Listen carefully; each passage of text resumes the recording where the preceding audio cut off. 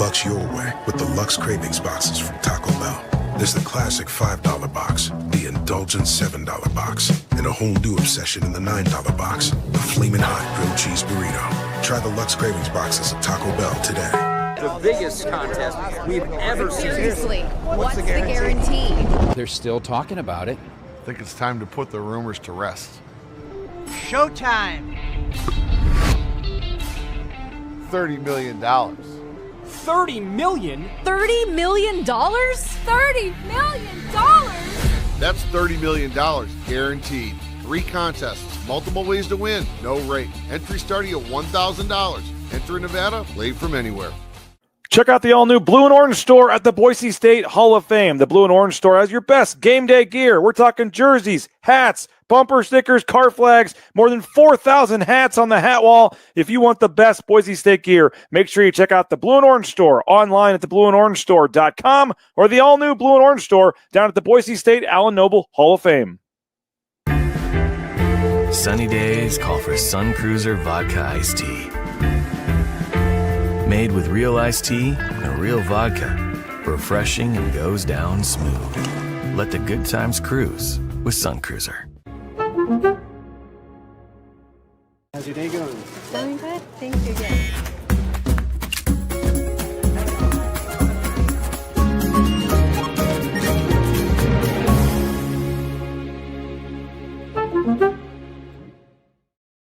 When I want Boise State to win, I trust Coach Rice to lead the Broncos to victory. And when I want the best painting and garage floor coating, I trust rowpaint.com to get that job done right.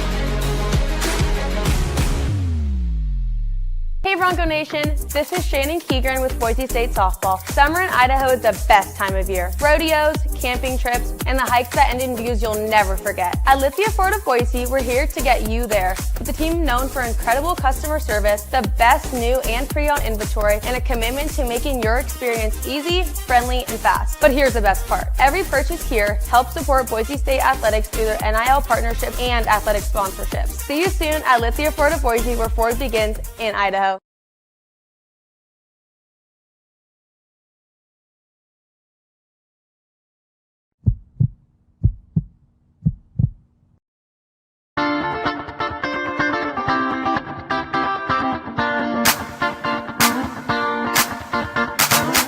This is Bronco Nation News Live. The best interviews, the most informed opinions, the latest breaking news, all from the top Boise State insiders. Bronco Nation News Live is the only daily show that talks nothing but Boise State sports. And we do it with you. Give us your comments or questions in the ICCU YouTube chat. Or leave us a voicemail on the Signature Roofing voice inbox at speakpipe.com/BNN.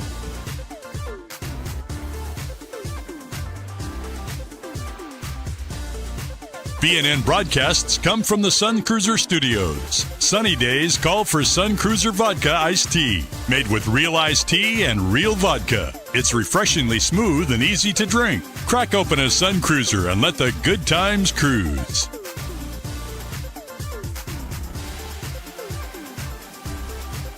Bronco Nation News is presented by our title sponsor, Lithia Ford of Boise, and our major sponsors, Taco Bell, Idaho Central Credit Union, RoadPaint.com, and the Blue and Orange Store. At Lithia Ford of Boise, we're proud to stand with Boise State Athletics. Through our NIL marketing partnerships, we're investing in the future of student athletes. Lithia Ford of Boise, here to get you there, wherever that may be. Lithia Ford of Boise, where Ford begins in Idaho.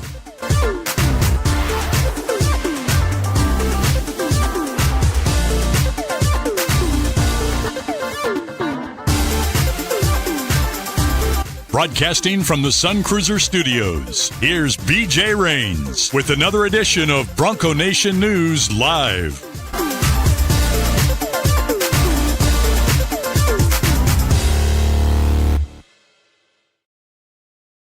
Hey, what's up, Bronco Nation? How we doing? A happy Monday to you. Fall camp week is here. We have made it, folks. Lithia Ford of Boise presents Bronco Nation News. We're in the Sun Cruiser Studios. Looks like Brad Bedell is in a much funner, cooler Sun Cruiser Studios than we are here in Meridian. But Brad, it's Monday. Fall camp starts on Wednesday. We got the Spencer Danielson introductory press conference today at noon. So we've finally made it. How are we doing?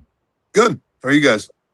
Doing good, man. Pumped for fall camp on Wednesday and actually have some real practices and things to talk about. And for coaches, I'm sure they're ready to have real film to look at from practice and just finally to get done with the summer and get into the season here.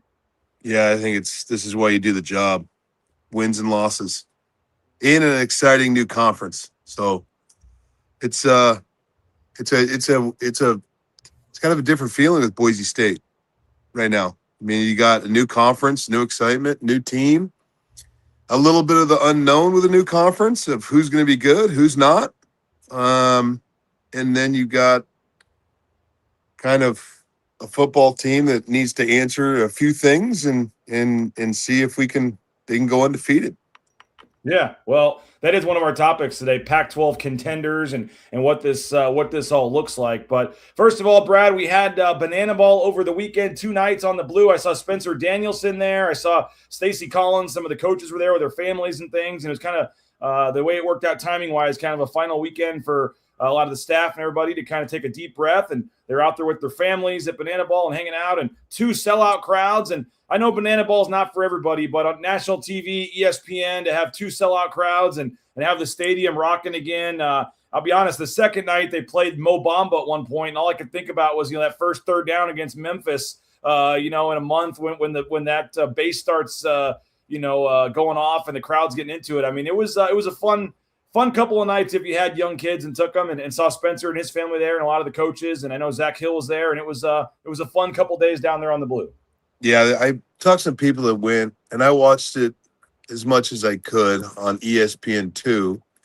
But just a great example to highlight the stadium and how great Boise is and the fan base and how much Boise supports sports. And I'll tell you what, they did not pay the guys dressed in all blue to go Army crawl on the Blue enough. I got video of that. I think it's great. It's just another showcase of how great Boise is, Boise, Idaho is, and Boise State, and the setting, and just how I think a lot of people don't understand how much Boise, Idaho loves sports. Between the brand new soccer team to monster truck. That's not a sport, but monster truck. There's your guy, by the way. Trying to blend in with the turf. I mean, it's awesome. Oh, you're muted for some reason, Brad. I don't know if I did something. There's a blue person on the field. Trying to blend in with the turf. Screwed something up. Are you there, Brad Bedell? Yeah, I'm here. No, you're muted. We don't hear you. I don't know if it's something I did or something Brad did. You there? Nope, I screwed it up. Sorry, Brad.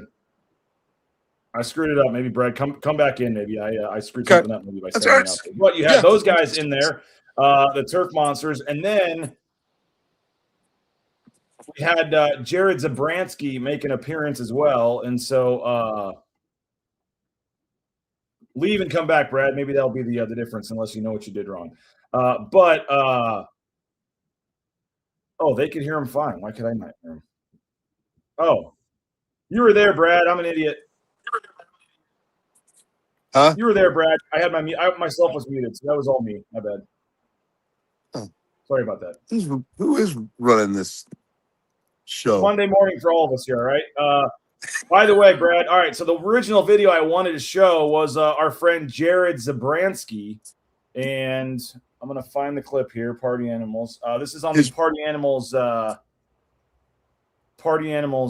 Twitter account that I'm stealing this from. But Jared Zabransky making an appearance.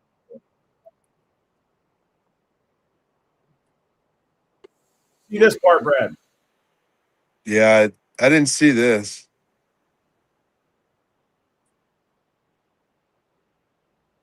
Oh, wait. Yeah, I did. Hold on. If I think I know what's coming, it reminds me of the Fiesta Bowl. Am I right?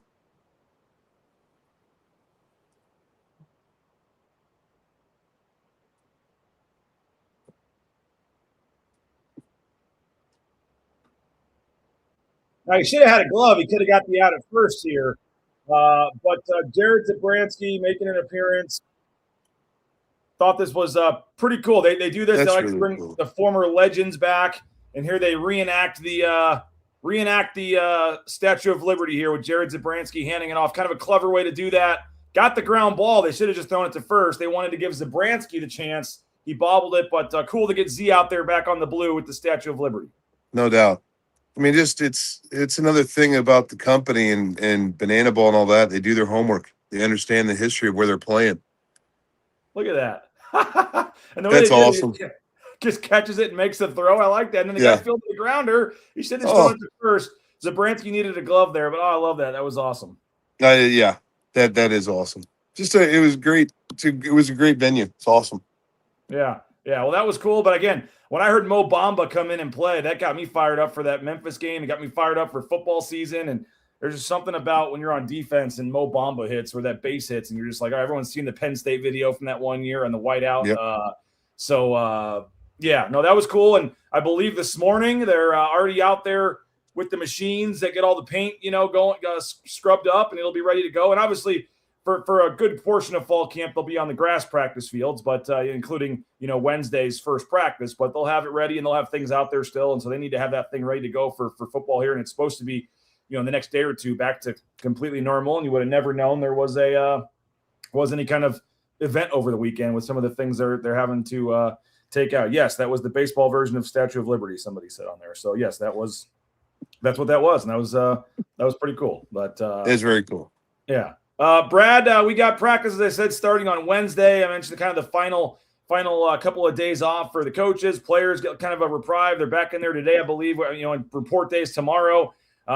Just kind of, we've been counting down. We have a couple left in the series still, but what for you, kind of just whether it's today with Spencer Danielson's press conference, if there's any questions or things you're looking to find out, whether it's getting out there on the field on Wednesday, but what just over the next couple of weeks, month here, leading into the Oregon game for you as a former coach, now as a semi-media member, fan, whatever. Just how are you? Well, what are you looking at, thinking about with this team in terms of just things you want to see over the next month here? Well, you just got to kind of get into it. I want to. There's some answers and I said answers at the start of the show. We need to find out who's the 1 through 3 wide receiver. We need to find out what the corner situation is going to be. Those are the top couple of things I'd like to see. But I don't think that's going to get answered until after scrimmage. 1, they should start separating themselves. After scrimmage 2, you should know, because you're going to find out right now. They got to speed up the installs, put a little bit more on the player. Start practicing some Oregon things later in camp.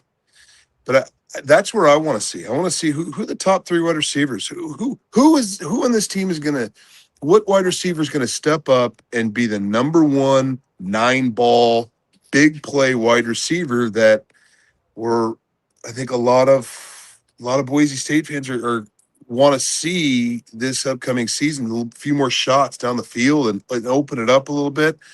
I know I said that last year. I just think that's a part of the offense that needs to keep going. O-line, we need to see who's back, who's healthy. I'd like to see that. And I want to see, I'm really excited to see the left tackle position.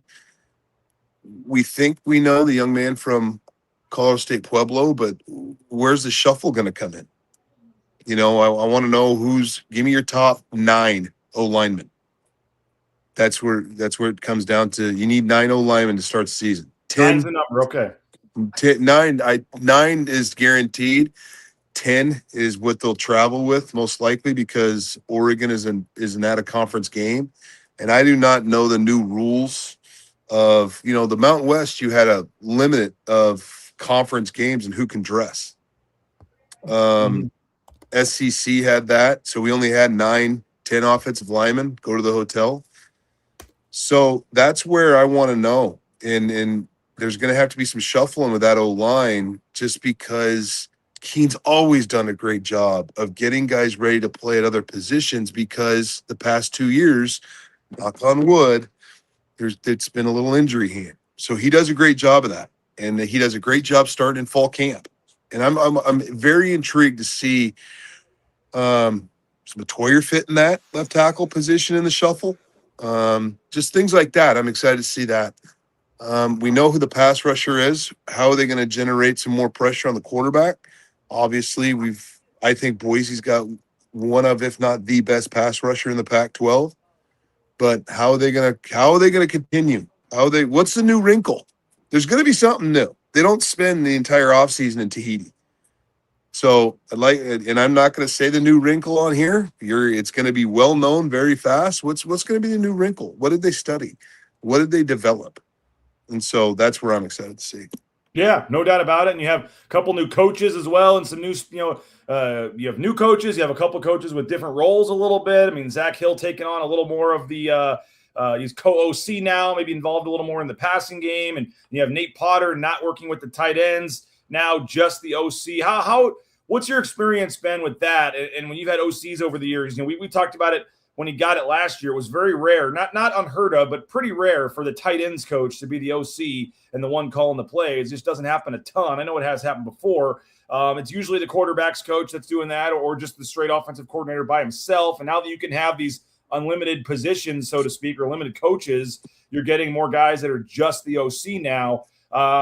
What do you think that changes for Nate Potter not being the tight ends coach now and not having a position and just being the OC? In your experience as a coach, how will that help him? I think it helps him roam. During practice, you can go with the O-line. You can go with the tight ends. You can go with the running backs. You can sit in different meetings. And see how things are being taught and things like that, which it's new. It's different. It's when you're coming out of an install meeting with the coaches, you're walking out of there and you're one group now, and you just assume everything's kind of being taught not the exact same way, but everything's being taught for that day. Now he could sit in meetings, go to different individuals. I think that helps. He gets to touch all the players during a practice or meetings. He doesn't have to go to one certain unit. I also think, during games, that's interesting as a play caller is you got to make sure your position's right too. And so now when you don't have to worry about one position that's right, you can just worry about everything. That means in between series he's just staring at the call sheet. He's got his finger maybe on the first play he likes, depending on the field position. He's got his second finger on the possible second down call. And so it kind of changes the way you can dive more into a game plan and touch all players rather than having your one specific position. So I think it's exciting. But I do think, tight end, that's not a big deal. I think the hardest thing are the offensive coordinators or offensive line coaches. I had one with Tom Cable. He was very good. But O-line, there's so much to do in between series. It's very hard. Okay, what do we like? So that was a little bit more collective when I was playing at Colorado. Yeah. Because he was the O-line coach and offensive coordinator. You're sitting in a half circle there with your group. I mean, you're talking to them pretty much every series as an O-line, right? Correct. And you're burning chalk. You're answering questions like, hey, how's the backside of zone? I gave up penetration. What'd you do? And then you go to upstairs. Hey, did you catch that? Yeah, he crossed over. Okay. Well, you crossed over. So you got to get second step vertical. You got to get through that half line, soften the shoulder. So that's where offensive line coaches and offensive coordinators, sometimes it works, sometimes it doesn't. Well, I think that's certainly an interesting thing that he's now just focused on his position. And that's something that I think a lot of people are excited about. The tight ends is now Justin Udi. Obviously, you have, he was a guy that's been there. And I think he was the assistant quarterback's coach, or he's been around the offense. And now he gets, a promotion, so to speak, to be the full-time just tight ends coach. And obviously Matt Wagner, the main guy there. You got some other guys there as well. And that actually is our question on BroncoNationNews.com in terms of our countdown. We're a little behind Brad in the countdown. I don't exactly know where we are, but I know there was one that we were number 7. How good can Matt Wagner and the tight end group be?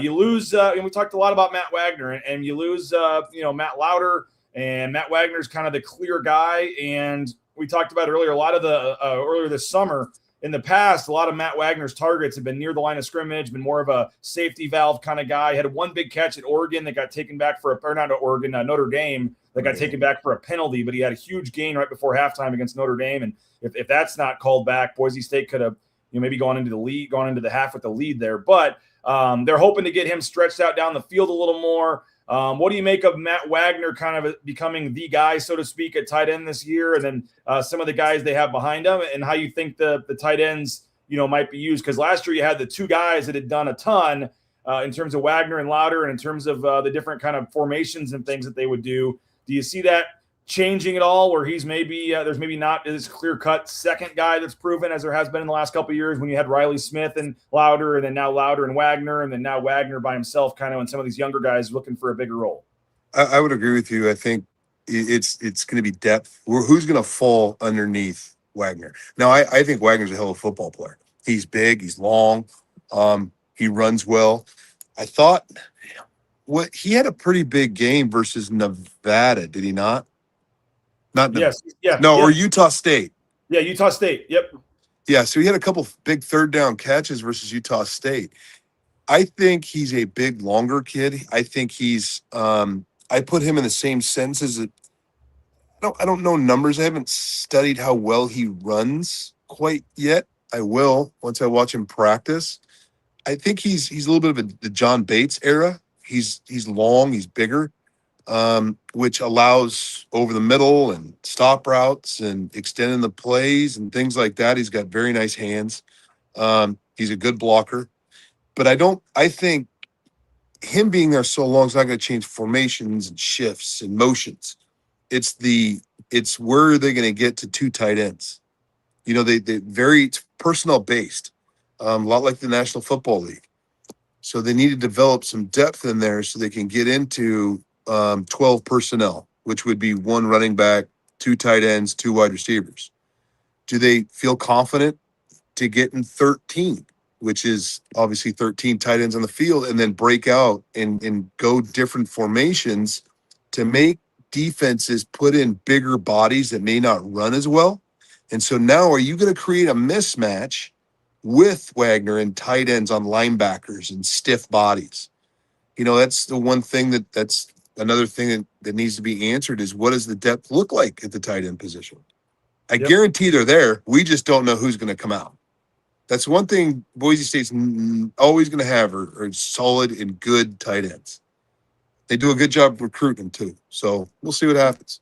Austin Terry, the most experienced guy there, 335 offensive snaps the past 3 seasons, has played both the Y and the F for the Broncos. But he has only 2 career catches. A lot of snaps, but mostly as blocking, only 2 career catches for him. You have Caden Anderson, just 1 snap on offense last season, and then redshirt Carter Kuchenbach, and then Kiawe Brown, both incoming freshmen or redshirt freshmen that don't have any playing time in games as well. So they've got, I guess, Terry has played, again, averaged about a little over 100 snaps a season. That's, maybe 7 or 8 a game, I guess. So he's gotten out there a little bit, but hasn't, like I said, only 2 career catches for him. So we'll see. Yeah. By the way, can you just give a quick layman's terms? Maybe this is a better discussion for ball talk with our man Sanford, but you mentioned 12 personnel going into fall camp here. Could you give a quick basic, breakdown for the fan? I know it's pretty self-explanatory, but for the fans, what are the 2 or 3 or 4 most common, formations and what fans are going to be hearing from that maybe during fall camp? Sure. Well, out of 12, you have 2 tight ends. So that would make, typically, here's your line. You got your Y, your H with the O-line. Okay, one can be on, one can be off, depending on eligibility purposes and formation and what the play is. And you have 2 wide receivers outside. From there, you can go to wing sets. You can go to unbalanced, which is all eligible players to one side of the field. The nice thing about going into 12 is typically defenses bring in an extra linebacker, somebody that is not used to coverage.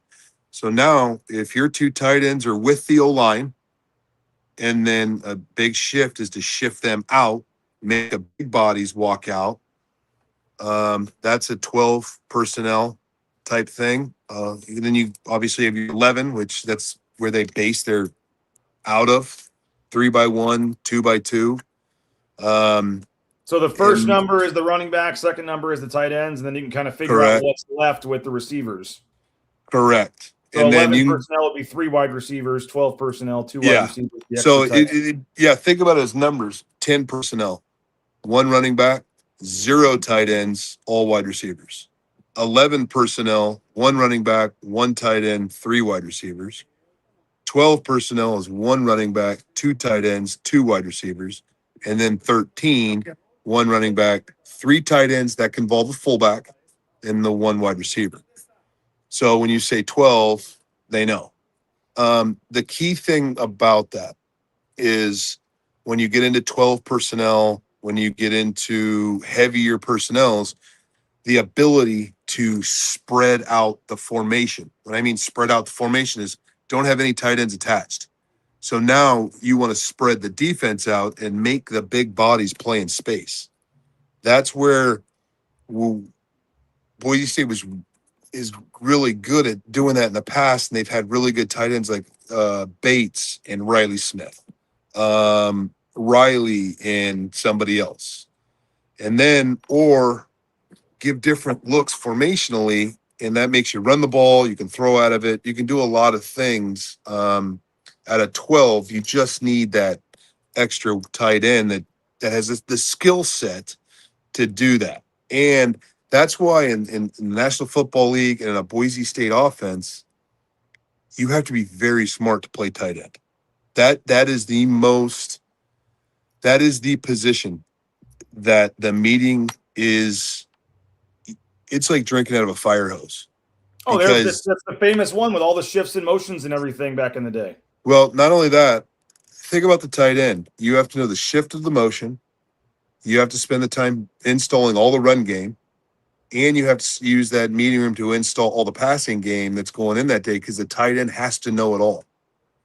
Right? Where wide receiver, it's like, hey, you're stock blocking here. We're going to push crack on the play side here, which is push and then go to the safety. O-line, you got to do run game, passing game, protections, audibles. But tight end is in quarterback. They have to know a lot. And so that's where you have to have a very smart individual to play tight end at Boise State. That's why they've had a lot of success in the National Football League. All right, let's keep it on the offense in a second. I want to talk quarterbacks and running backs, and you mentioned receivers. Idaho Central Credit Union, ICCU.com. They got Maddox, Madsen, Pearson, Carmichael, and others. Branch pretty much on every corner with the easiest, that mobile e-branch online banking right there on your smartphone. Make the switch today, Idaho Central Credit Union. Our friends at Jackson still giving away that $32 to Roaring Springs when you buy those 2 Coca-Cola products. That's right, just our friends at Roaring Springs. And don't forget, they still have that 99-cent bigger fountain drink when you use your Let's Go Rewards app. TacoBellWorks.com. The SON Management Group, the Nicolason family, recently donated $1 million to the Boise State Athletics Department. Return the favor, folks. Get out to Taco Bell. We'll be doing a live broadcast from a Taco Bell near Albertson Stadium here during fall camp in the near future. TacoBellWorks.com. Great menu, delicious food. They're changing it daily. All the, lobby and restaurants have been remodeled. So check out Taco Bell. Visit a Treasure Valley Taco Bell location today. And, of course, our friends at the Blue and Orange Store, theblueandorangestore.com. They got all your Boise State gear, the officially licensed Boise State gear. They are now the in-venue provider and have been here for a couple years of Boise State merchandise, folks. And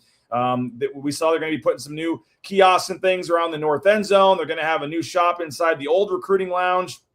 By the way, the press conference today is going to be the new recruiting lounge. Looking forward to debuting that today for the press conference. But the Blue and Orange Store, make sure you check them out online at theblueandorangestore.com. And, of course, rowpaint.com as well. Andy Rowe and company, appreciate him for his support of Bronco Nation News. All your painting needs, make sure you hit up our friends at rowpaint.com. All right, Brad, running backs, feel pretty good about, obviously, those two and the guys behind them. Not a whole reason. I mean, I know you can debate who's going to get more carries, whatever, but you feel pretty good about the running backs. Not a whole lot of questions there going into the season. Receivers, I think there's some question marks, but I think some people, myself included, felt a little better about it after seeing spring ball because we saw some of these new guys come in, whether it was Jones, the freshman that's kind of wowing everybody so far, whether it was 2 of the transfers Akeem Wright, and they call him Nitro Wright coming in. JUCO kid from De Anza College just put up huge numbers in late in spring, really started to click, and I think they're super excited about him. It was like 25 touchdowns in 22 games or something at the JUCO level. Just when the ball got in his hands, he just is an exciting player, and I think they're really excited about him. And then, and he's a guy I believe gets that extra year now too with the whole 5-5 thing. So that's another. Some of these guys are like, okay, wow, you get an extra year. This guy that you weren't maybe expecting. And then Darren Morris from Southern, another wide receiver transfer that comes in. They're excited about. You have Cam Bates back. You have Quentin Brown, some of these other guys. So give me a quick thought on receiver, how you feel there, and then I want to ask you about Madsen. I touched it before, and I agree with you. The talent's there. Where's it going to fit? Because the first two things, the new freshman, the new transfer from JUCO, the new transfer from Southern. So that's a lot of new. And new wide receivers coach, too. So all three were here in the spring, and the new receivers they were here in the spring. They were in the spring. Yeah. They were in the spring. But I also like to spring spoon feed. Okay, here's a little bit more. Here's some more. Here's some more. Well, at the end of spring, you're still 0-0. There's no wins and losses. Come here in a couple of days, you're going for wins and losses.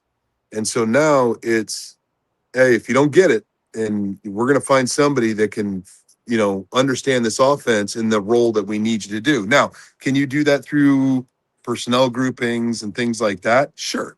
Absolutely you can. But I out of those three, two have to hit and be ready to roll come Oregon. And then you got some of the younger guys that have been here in the past. I think somebody's going to surprise us. I can't tell you who it's going to be. Somebody's going to come out and have a great camp and improve themselves. And a couple of guys who have been here may possibly be not on the field as much because the new transfers are who, like the great Hermedge, they are who they thought they were, or who we thought they were, whatever. So I think that's my only thing is it's new. We've got some other guys coming back.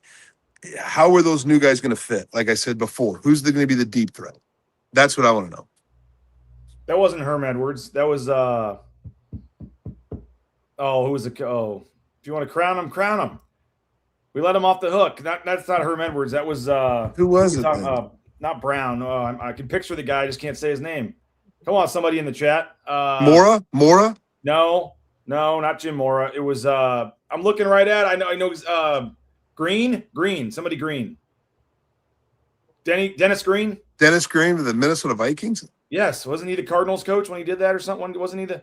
I'm pretty sure that's who it was. No, he was. Yeah, that's who it was. He's no longer with us. Yeah, I'm pretty sure that's who it was. You want to crown him? Crown him. Yeah. Mora was the playoffs. Yeah, you're right. And then, we got plenty. Yeah. All right, we're getting sidetracked there. So, offensively, that's where it is. I think tight end, you got to find the backup. O-line, you got to think you're 9. And then, which everybody here is going to be talking about, and we all know it, and I'm completely sick and tired of it, is the microscope on Mad Dog. It's coming. It's fine. Here we go. Do you expect it? This is kind of a dumb question, but do you expect at this point, is he kind of who he is, or can he make significant improvements in his game going into this year? No. He can make significant improvements in his game this year. Should fans expect that or be disappointed if it's not? Or I think you should expect everybody to be better every year. That's why you have an offseason. I don't expect anybody to be the same. Now, so where for him would you like to see, or where do you think he actually can? He can't get taller. Where do you want to see him? You can get stronger.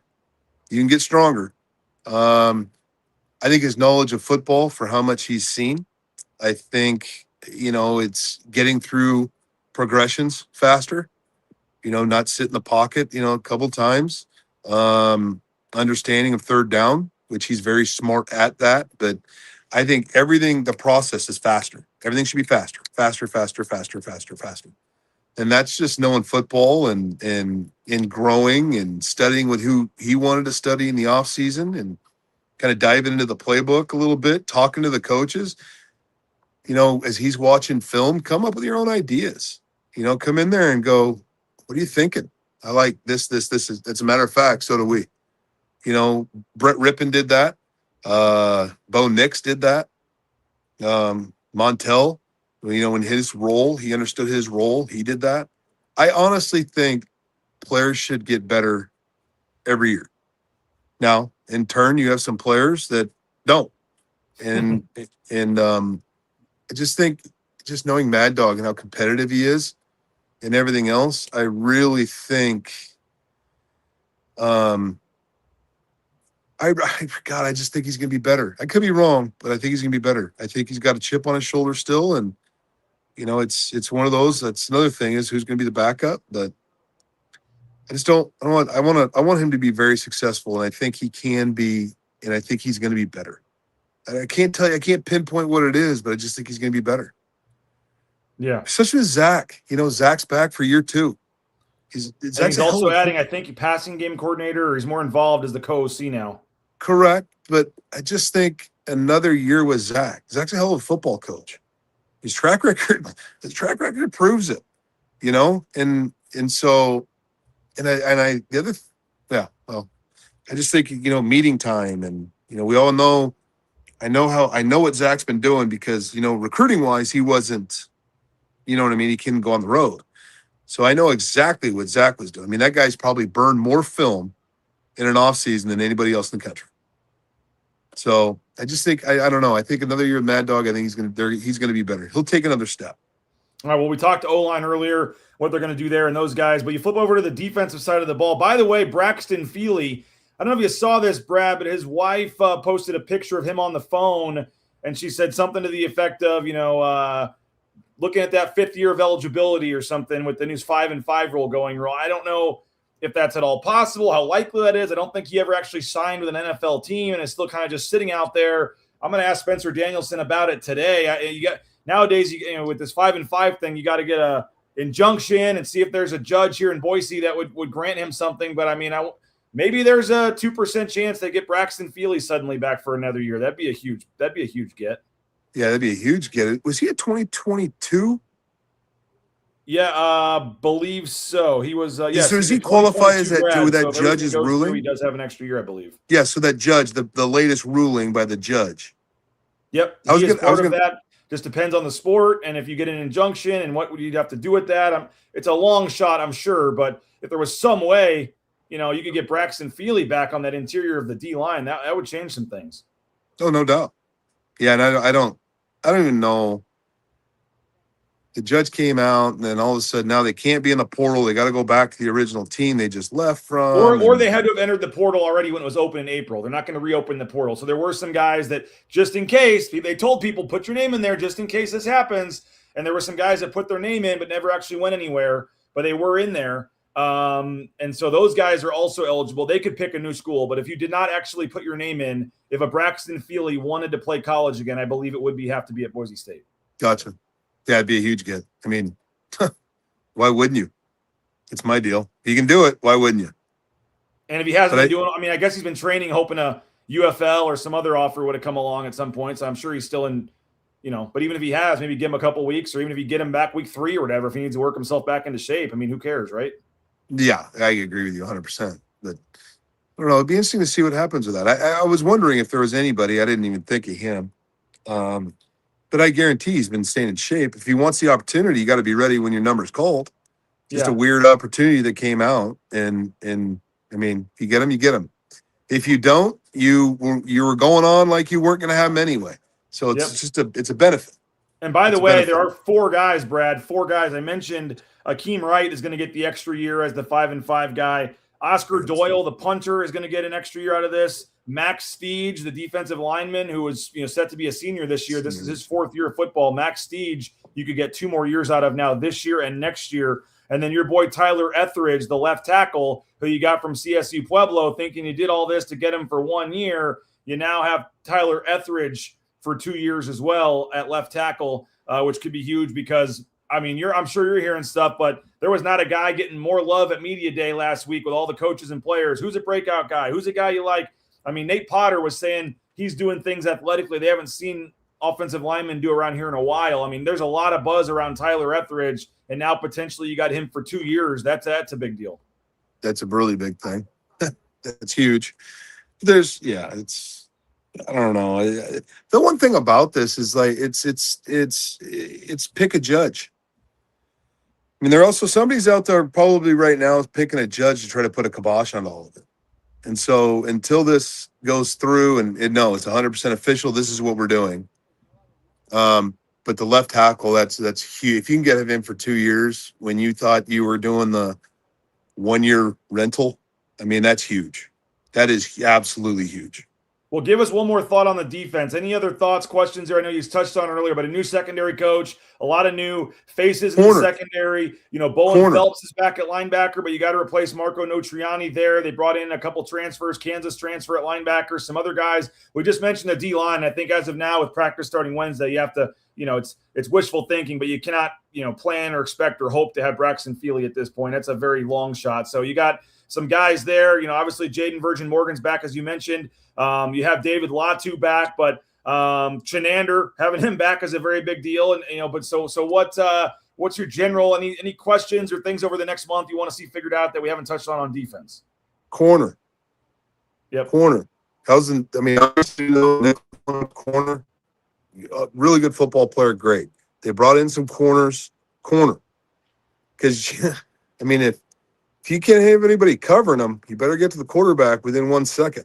I know you got pass rusher, but even that's hard because he's going to get double teamed. They're going to find a way to chip him, to slide to him. So now they have to figure. Well, and I don't want to. His name is slipping my mind. He's a freshman last year. He's an edge player. Bull. Yes. Okay. Him. They're almost like that same edge guy, kind of, right?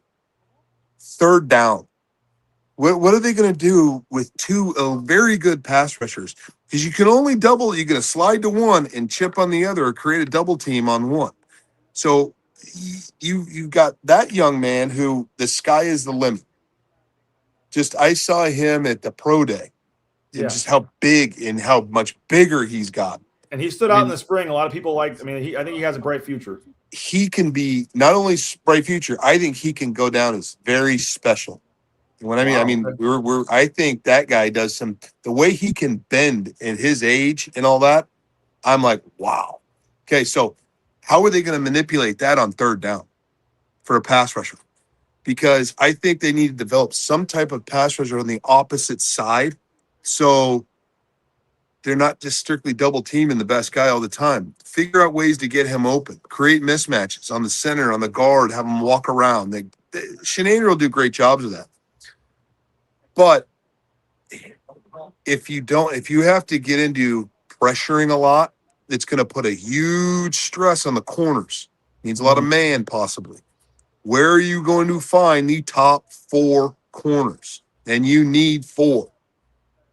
Can't have 2. You need 4. And I believe that Jaden Mickey, the Notre Dame transfer, is going to have one of those spots sliding over from nickel. And then Sherrod Smith, they had brought in some good things for him. And he was injured in spring, but is supposed to be back healthy, ready to go as well. Final quick thing on the defense. 2 years ago, the Fiesta Bowl season, Brad, they led the nation with 55 sacks, I believe it was, on defense. Last year, only had 27, literally half as many sacks, 55 to 27. I know you didn't break down every game defensively, but how do you go from 55 to 27, and where should that number hopefully be this year? And was that scheme? Was that players? And why did that number dip so much? And how important is that to get the? I know they want 3 turnovers a game and 3. I know they want 3 takeaways a game. I don't know what the number is for sacks on average, but if it's 3 and 3 or what. But how do you see the sack number and what the deal was with that and where that could get back to this year? I don't know, that the sack number is interesting. I don't know. A lot of it could be scheme. Some of it could be, hey, we're the quarterbacks. It's catch, drop, throw. Because they're getting to everybody, right? So I think to get back to those sack numbers, I think 40, 35, 40. Especially there's actually a statistic. If you give up a sack on a drive, I think it's over 87% of the chance that drive's over at some point. They don't score 87% of the time. It's tough when you're behind the chains. Correct. So that's where schematically where you put your mismatches. That's showing different looks. Do a great job. A lot of those sacks are getting confused by the quarterback showing a 2 shell and rolling to a 1 shell late. And now the quarterback's going to squeeze that ball a little bit. So schematically has something to do with it. And the other one is just pure pass rush, could be twist, could be manipulating some things. I'd like to see them have a high 30s into the 40 range. I think they're capable of that. Okay. It's also who you're playing. I'm just looking over the schedule is, third no more down. Air Force this year. That's one that helps. But the other one is how many I would have to go back and see that year with all the sacks is what was the average third down and was it 3rd and 7+? They got into a lot of those situations where now that year they had a lot of like the Shale Adipos rushing the passer and Tubner and some of those. They did a lot of weird things with the they had some special guys that could do some of those things. Right. And if you're stuck in 3rd and extra long a lot, the chances of getting some sacks go through the roof because you got nothing else to worry about but rush the passer. Mm-hmm. So, get people in 3rd and long, your sack numbers are going to go through the roof, right? Create confusion on the quarterback. Those sack numbers can go up. And so I think, and they do a good job, blitz package wise, when to do it, when not to do it. But I'll go back to this. One corner they feel good about, the other corner they need to find out more about. And then you need to find out the range of your safeties.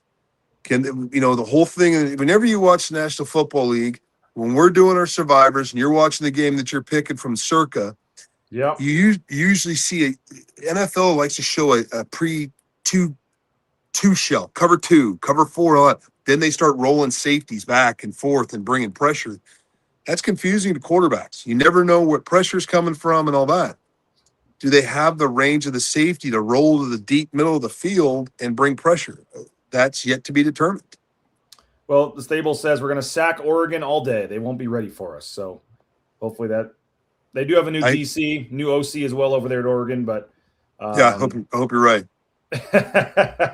Hey, Ridley's Family Markets, shopridleys.com. Locations across the state of Idaho, surrounding states. You're looking for that hometown grocery store, locally owned.